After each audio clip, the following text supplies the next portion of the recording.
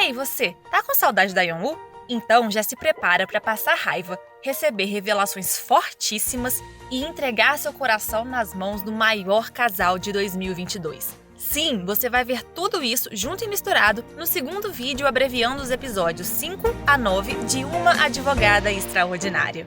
Aviso rápido antes da gente começar a surtar juntos. Se você não viu ou quer relembrar o que aconteceu nos últimos episódios, vou deixar aqui nos cards a playlist onde você pode ver todos os vídeos que precisa. Bora começar, porque hoje a coisa tá intensa. Depois de ter as energias recarregadas pela surpresona que Jeonwoo preparou ao mostrar uma pintura gigantesca da sua maior paixão, Yeonwoo tá pronta para assumir um novo caso de duas empresas que disputam a permissão de uso de uma tecnologia para fabricar caixas eletrônicos. Só que ela não tá sozinha nessa. O advogado Min-woo, mais conhecido como Babaquinha, também tá no caso. E assim como Soo-yeon avisou momentos atrás, ele mostra suas garras e sabota Yeonwoo desde o início, não compartilhando os materiais do caso para estudo e avisando em cima da hora sobre a reunião com o cliente. Por isso, ela já sai em desvantagem e é praticamente ignorada pelas pessoas na sala, menos por Jeonwoo, que entra por alguns segundos e a ajuda a abrir a garrafinha enquanto todo mundo desconsidera sua presença, seus comentários e seu esforço. A partir disso, uma rivalidade entre Min-woo e Yeonwoo começa, os dois buscando sucesso naquele caso por seus próprios meios. Mas a Yeonwoo enfrenta dois outros problemas. Ela desconfia que seu cliente está escondendo alguma coisa, e se não bastasse isso, ainda tem que se preocupar em disputar com o babacão, que com certeza já instaurou o ranço em todo mundo. Nem o Jeonwoo escapou de sentir raiva, sendo um pouco agressivo no jogo de basquete, depois de ouvir o colega de apartamento falar mal da Yeonwoo por telefone com o cliente. Ah, mereceu. Yeonwoo pergunta a Rami como detectar mentiras, já que isso é muito difícil para ela como uma pessoa autista. Como Yeonwoo tem dificuldade em olhar nos olhos das pessoas, Rami ensina um truque de olhar no meio das sobrancelhas e acreditar na intuição. E decide treinar, lançando uma questão para a amiga adivinhar. E Jeonwoo gosta da Yeonwoo? V ou F? E a sementinha foi plantada. No dia seguinte, os dois estão a caminho de uma conversa com o cliente e Jeonwoo ensina mais algumas técnicas de linguagem corporal que poderiam ajudar. E antes de entrarem, ele propõe que os dois pratiquem. Ele só não esperava que ela iria perguntar. 이준호는 우영우를 좋아한다. 사실입니까? Putz! Ele fica totalmente sem palavras, só encarando ela por um tempo bem longo. Mesmo fugindo da resposta, ele não nega. E claramente percebemos que é um sim pela reação dele. Apesar de durante a conversa Yeonwoo perceber vários sinais de ansiedade e mentiras, ela se sente pressionada ao lembrar que poderia perder o caso para aquele idiota e, infelizmente, abandona a honestidade naquele momento, ajudando o cliente a seguir com a mentira no tribunal. Depois disso, ela entra num dilema interno ao receber uma carta do senhor da outra empresa pedindo para ela expor a verdade. Yeonwoo sente que vendeu sua moral e seus princípios só para vencer um caso em que claramente o lado dela era o errado. Ela fica chateada e vai jantar com Soo-yeon. De repente, no meio da conversa das duas sobre apelidos, sem nem avisar pra gente pegar um lencinho antes, a Yeonwoo faz a amiga se emocionar ao dizer que ela é gentil, doce e calorosa como o sol da primavera, a pessoa carinhosa que a ajudou na faculdade, impediu que os outros tirassem sarro dela e até hoje ainda abre suas garrafinhas. Ai, gente, por que tão preciosa? E no fim das contas, a verdade é exposta e Yeonwoo perde o caso. Mas quem saiu perdendo de verdade foi a empresa do senhorzinho, que foi proibido de vender seus produtos desde o início da batalha jurídica e quase faliu. Com lágrimas nos olhos, Yeonwoo desabafa com Jeonwoo sobre como está com vergonha de si mesmo pelo que fez. E ele também parece estar com o coração partido e sem saber como consolar ela. Yeonwoo cola a carta do senhor na sua parede para não esquecer 3 coisas: seus erros, suas escolhas e a verdade. E de novo, somos levados ao escritório concorrente para uma conversa entre Tae Soo-min e o secretário do presidente do país sobre uns rumores que têm circulado sobre ela, um filho fora do casamento. Ela fica meio nervosa, mas disfarça bem, dizendo que são só boatos de alguém tentando arruinar sua reputação e a sua candidatura à ministra da Justiça. É, gente, mais claro que isso, só se o sol cair na terra. Tá na cara quem é esse filho, né? Uma desertora norte-coreana está deixando sua filha num orfanato temporariamente, enfatizando que iria voltar para buscá-la. Agora você me pergunta, voltar de onde? Pois bem, ela tá indo pra prisão, se entregando para as autoridades sul-coreanas com o coração partido ao deixar a filha para trás. A responsável por esse caso de interesse público lá na Hwambada é a Solzinho da Primavera, Suyeon, que tá se deixando levar pelas emoções por simpatizar muito com a norte-coreana. É por isso que o advogado Jung pede a Yeon-woo que se una a ela para fazer um uou, ou seja, dar uma segurada e acalmada nela. Quando as duas vão ao presídio encontrar com a Ré, Yeon-woo não se esquece de contar que seu nome pode ser lido de trás para frente. E agora ela tem até uma nova tática: falar cada vez mais rápido para outra pessoa nem ter tempo de pensar em interromper. Depois disso, a mulher conta a sua história. Com a ajuda de uma parceira, ela foi recuperar 10 milhões de wons que tinha emprestado uma mulher. Mas ao chegar na casa dela, veem que a senhora está toda machucada, se negando a entregar a grana e por isso quebra algumas coisas para passar o ar de duronas. Mas a vizinha de baixo liga para a polícia, avisando sobre a barulheira na casa de cima de novo.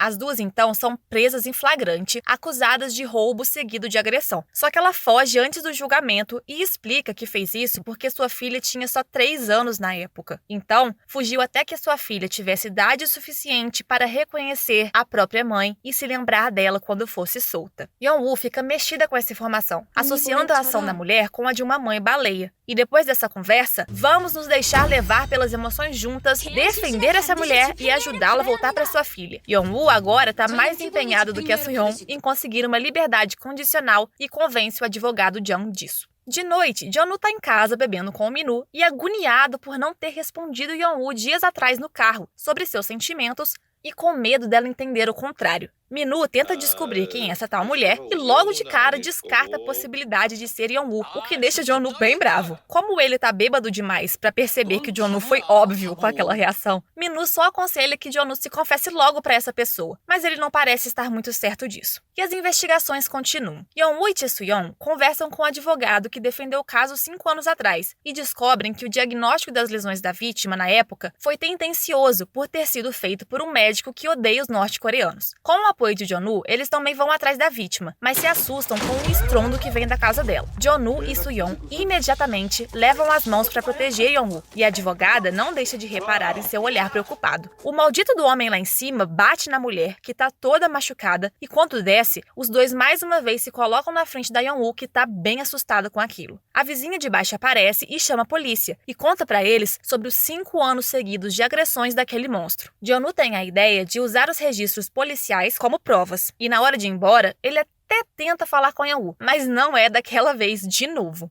No dia seguinte, Min-woo, que entendeu tudo errado, pergunta pra Suyeon o que ela acha do Jeonu, falando que o amigo gosta dela. Ela fica meio animada com aquilo, porque tem uma quedinha por ele. Afinal, quem não teria? Ele ainda faz mais um desserviço, comentando com a Yeon-woo a mesma coisa, sobre os dois serem um casal bonito. E ela vê os dois sorrindo no corredor, e aquilo ali é uma pontinha de ciúmes? Bora agilizar essa confissão aí, meu querido. Um tempo depois, as duas conseguem um acordo para que a mãe encontre a filha, e elas têm um momento muito emocionante enquanto se abraçam. Ao ver aquela cena, Yeon-woo é levada para as memórias da sua infância, onde via todas as crianças com a família completa e perguntando pro seu pai o porquê de ela não ter uma mãe. Não tem um episódio que não dá vontade de chorar. O julgamento começa, mas muitas coisas não vão como elas imaginavam. A vítima, por puro medo, nega as agressões do marido. O médico tendencioso é ouvido e tenta colocar a culpa das agressões nas costas da mãe. Mas Yeon-woo expõe seus preconceitos contra norte-coreanos para todo mundo e ele acaba de se ferrar disparando um monte de falas absurdas. Apesar disso ter sido um bom ponto pro caso, pressionar o médico daquele jeito não foi bom, já que ele tinha um contrato de exclusividade bilionário com a Hwambada, que tinha acabado naquele momento. O funcionário surta com o nosso advogado Jung, que mesmo envergonhado por ter sido repreendido daquele jeito ridículo e desnecessário, incentiva as meninas a continuarem lutando, mesmo que não seja um caso envolvendo milhões, porque nunca é um mero caso quando se trata da vida de alguém. A reação delas é a mesma que a nossa. E como última chance, elas tentam mais uma jogada para livrar a Ré de ser condenada, mas ela mesma se enrola e arruina o argumento das duas advogadas. Com isso, o julgamento chega ao fim e só resta esperar o veredicto. Mas ainda não tá tudo perdido. Baleias e golfinhos aparecem. Yeon-woo tem uma ideia bem doida e desesperada de ir atrás do juiz em sua sala e tentar um último argumento. Como Soo-yeon é filha de outro juiz-chefe que trabalha na mesma sala do juiz do caso, lá vão elas conversar com ele. Yeon-woo implora para que ele considere o fato de a Hye ser uma ótima mãe, mas o juiz diz que não pode aceitar um argumento usado fora do tribunal. Lá fora, as duas conversam meio chateadas e finalmente entendemos o motivo de Yeon-woo ser tão fascinada e obcecada por baleias. Ela explica que uma mãe-baleia nunca abandona seus filhotes, mesmo que estejam em perigo sob a caça dos humanos. E se ela fosse uma baleia, talvez sua mãe nunca tivesse abandonado também. Todos voltam ao tribunal para o veredicto e, pasmem, o juiz leva em consideração todos os argumentos e, principalmente, uma coisa básica que as duas tinham esquecido de mencionar, a confissão e o ato de se entregar voluntariamente à justiça. Então, o juiz herói ordena liberdade condicional e serviço comunitário, deixando que as lágrimas sejam derramadas. Paralelamente, Tae-soo-min está fazendo compras no shopping, observando algumas mães e filhas escolhendo roupas juntas. A vendedora percebe a atenção dela e diz que não é tão tarde para ter uma filha. Quem conta para essa mulher que ela já tem uma? Até que, por força do destino, Yeon-woo chega com Soo-yeon na mesma loja e os traços em comum não negam a relação das duas. Uma rodovia está sendo construída na Coreia. O problema é que, para isso acontecer, uma cidade pequena seria dividida em 2 bairros e alguns habitantes ainda perderiam suas casas sem direito a uma indenização correta. Os moradores se reúnem para impedir essa construção e reivindicar seus direitos, procurando a Hwambada para defendê-los nessa ação contra a grande empresa que vai iniciar a escavação muito em breve. O advogado Jung organiza a tropa para conversar com engenheiros civis e arquitetos, buscando opiniões sobre as rotas alternativas para a construção daquela rodovia, mas chegando à conclusão de que seria um caso complicado. Mas o senhorzinho chefe da vila não quer desistir, mesmo que as chances de ganhar sejam baixas, e os chama para conhecer a vila pessoalmente, para entenderem o porquê a cidade não podia desaparecer. E lá vão eles. Antes de partirem, Yeon-woo se lembra daquela observação errada de Min-woo e cede seu lugar para que o Jeon-woo fique do lado da Soo-yeon. Não, Yeon-woo! Quando chegam, o chefe da vila os leva para um passeio, apresentando as terras agrícolas, o pessoal com estilo de vida tranquilo e os moradores encantadores, e ele guarda o melhor para o final. No caminho, Yeon-woo escorrega e acaba caindo. O Jeon-woo corre para ajudá-la e, ao perceber que ela rasgou o cardigã, tira a própria jaqueta para que ela use.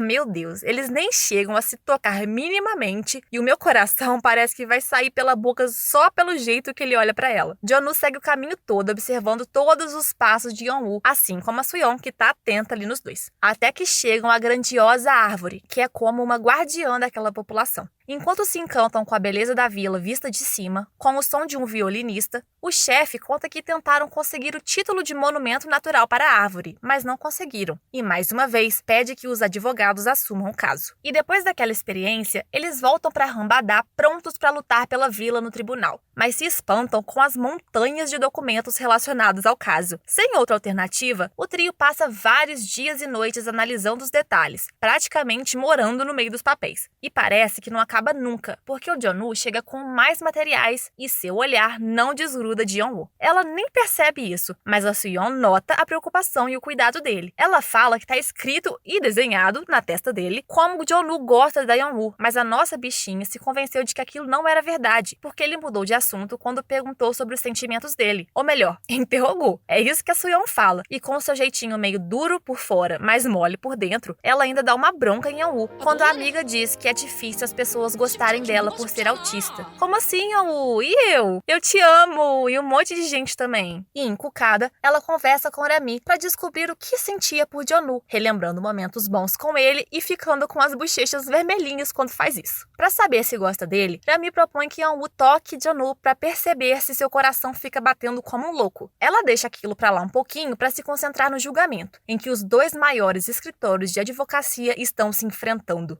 Hwambada contra Tae-sun. Nesse momento, os advogados conhecem a chefona Tae-soo-mi, que durante o julgamento apresenta provas difíceis de contra-argumentar e vira o jogo várias vezes facilmente. Apesar de estar do lado oposto, Yeon-woo se impressiona com a maestria dela, e quando chega em casa, seu pai a encontra procurando informações sobre Tae-soo-mi em revistas e na internet. O pai fica suspeitamente surpreso ao ouvir a filha contar que está enfrentando-a no tribunal e que gostaria de ser como ela. No dia seguinte, ele vai até a firma, se encontra com a chefe e acha que ela contratou Yeon-woo só para atacar Tae-sumi por saber sobre o passado dela com ele. E apesar de estar bravo e desconfiar das intenções da chefona, ele não quer impedir, porque aquela foi a única chance que o mundo deu para sua filha mostrar do que é capaz, quando ninguém mais deu a oportunidade. E ao sair, o pai encontra a filha e Min-woo no corredor. Ah, lá vem. Ele junta 2 mais 2 e acha que Yeon-woo pode ter conseguido um emprego por causa de suas conexões. Em outra sala, Soo-yeon manda a real para Jeon-woo, falando que se os sentimentos dele não forem temporários, ele deve consertar logo a confusão que fez na cabeça dela. A minha felicidade em saber que não existe rivalidade entre as duas por causa de homem ultrapassa a estratosfera. O julgamento continua e apesar de Tae-sumi continuar mandando brasa em cima de todo mundo, uma hora ela pede a fala, quando Yeon-woo, com seu brilhantismo, lembra de uma evidência que leu no meio daquela papelada toda e rebate o argumento.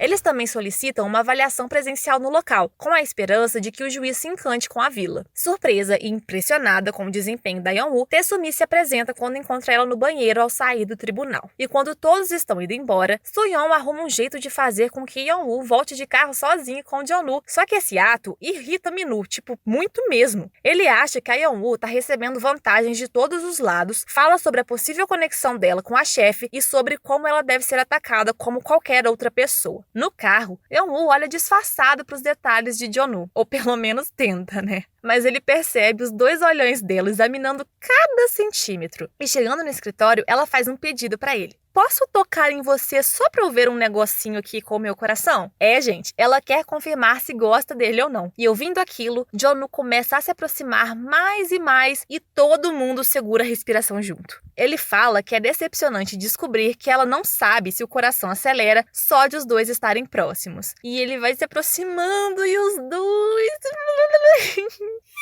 estão querendo matar a gente agonizando. Yeon-woo volta para casa e quer ir direto pro quarto, quando o pai conta que é amigo de faculdade da diretora da Hambada e que por causa disso ela conseguiu um emprego. Ela fica absolutamente arrasada ao ouvir aquilo e pede pro pai parar de interferir na vida dela, porque ela já é uma adulta e não gosta disso. Ai, gente, de partir o coração, porque nenhum dos 2 tem culpa nisso. E as coisas ainda estão prestes a piorar porque o Min-woo tá escrevendo anonimamente nos fóruns da Hambada um post sobre processos de contratação corruptos. Cara, ele tá mesmo empenhado em fazer com que a gente odeie ele, né? Só pode.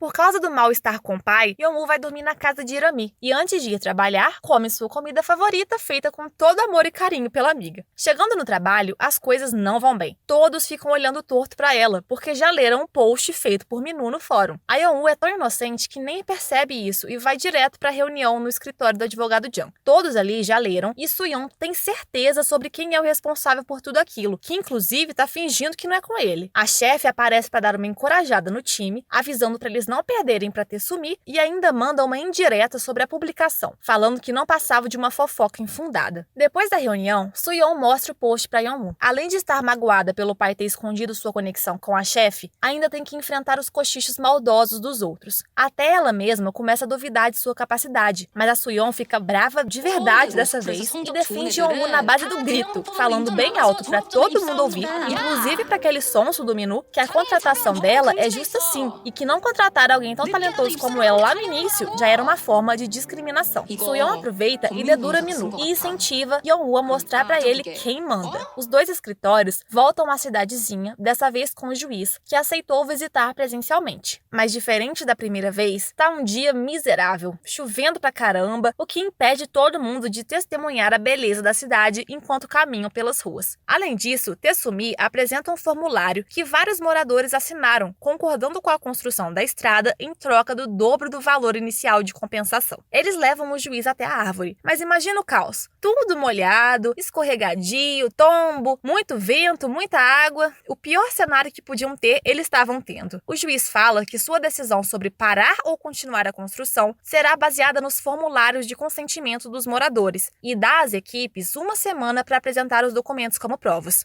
Uma corrida, literalmente, começa entre os 2 escritórios, mas a situação tá feia para Hambada, porque a Tae-san contratou um monte de funcionário de meio período para chegar primeiro aos moradores, e a maioria deles cai na tentação de aceitar o lado que oferecia dinheiro. No meio dessa corrida maluca, Yeon-woo se dá conta de que esqueceu sua bolsa na árvore, e vai até lá buscar, encontrando quem? Taesumi. A mulher reconhece que Yeon-woo é a novata talentosa do caso do vestido e, impressionada, oferece seu cartão de visita e uma vaga na firma da Taesan. Para piorar as coisas, problema atrás de problema, o Minu tá lá assistindo. E quando Yeon-woo desce, questiona o que as duas estavam conversando. Yeon-woo pergunta se ele quer saber para poder postar no fórum de novo, deixando ele sem palavras, ainda mais quando ameaça fofamente bater na cabeça e na barriga dele. Mas como um bom personagem pra gente ter raiva, ele retruca, falando que não se arrepende e que tudo que ele disse é verdade e que ela sabia disso. Com essas palavras na cabeça, Yeon-woo chega em casa e fala pro pai que vai ficar com Rami e que vai trabalhar com Taesumi. O pai se desespera ao ouvir aquilo e revela que Taesumi é sua mãe. Ela fica tão chocada que se desequilibra na escada e rola pelos degraus, sendo levada ao hospital imediatamente e acordando mais tarde toda dolorida. Yeon-woo fala que sempre soube que tinha sido abandonada pela mãe e o pai conta a verdade sobre seu nascimento. Ele e Taesumi se envolveram muito novos na faculdade, mas nunca dariam certo porque eram de mundos completamente diferentes. Só que apareceu uma gravidez no meio e Taesumi decidiu desistir da criança. O pai implorou de joelhos que o bebê fosse entregue a ele em segurança, prometendo em troca abandonar a advocacia e sumir de vista. E como prometido, 9 meses depois, ele recebeu a pequena Yeon-woo, a criando sozinho desde então. Mas agora, no presente, ele se arrepende de ter feito aquela promessa e por não conseguir ajudar Yeon-woo por causa de sua escolha. Essa conversa muda de repente quando Yeon-woo tem um momento gênio da lâmpada e pensa em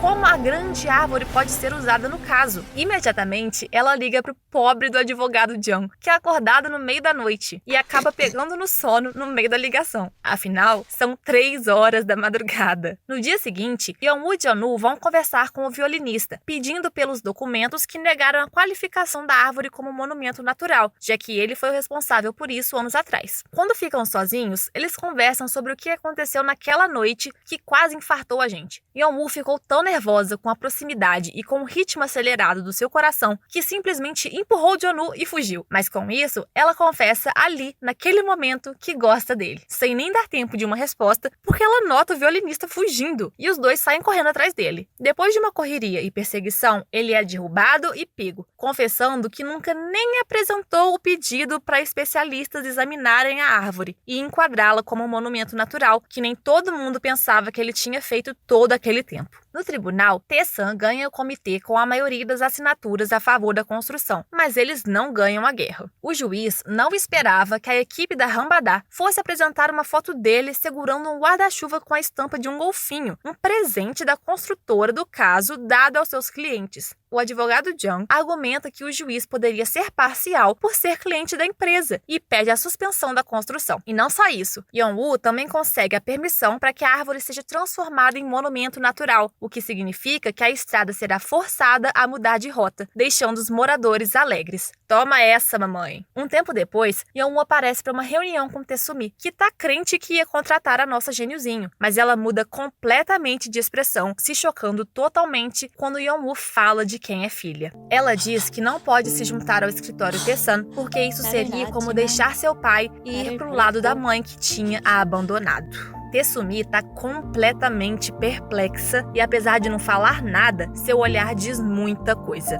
Aliás, um prêmio para essas duas na mesa agora. Quando ela finalmente recupera as palavras, pergunta se a filha se ressente dela. E Yeon-woo, segurando firme as lágrimas, só responde que sempre teve vontade de conhecer a mãe e que o momento delas debaixo da árvore foi muito bom. Antes que derramasse o choro, ela se levanta, se despede e vai embora, deixando a mãe aos prantos também. Aguenta firme, coração! Que senão foi esse, minha gente? Os próximos episódios conseguem extrapolar os limites da perfeição e ganham o selo Vai Passar Mal. Se você quiser continuar acompanhando essa história, deixa seu like e se inscreve no canal, porque vamos enlouquecer juntinhos abreviando os outros episódios desse dorama. Tchau!